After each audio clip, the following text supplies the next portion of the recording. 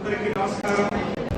Talent hunting test ని ఇంత విజయవంతం చేసినటువంటి మన గౌరవనీయులైన తల్లిదండ్రులకు, మా ప్రియమైన స్టూడెంట్స్ కు, మరి ముఖ్యంగా మా స్టాఫ్ కు, అదేవిధంగా స్కూల్స్ యాజమాన్యాల వారికి అందరికీ కూడా పేరు పేరున తల వంచి కృతజ్ఞతలు తెలియజేస్తున్నాను.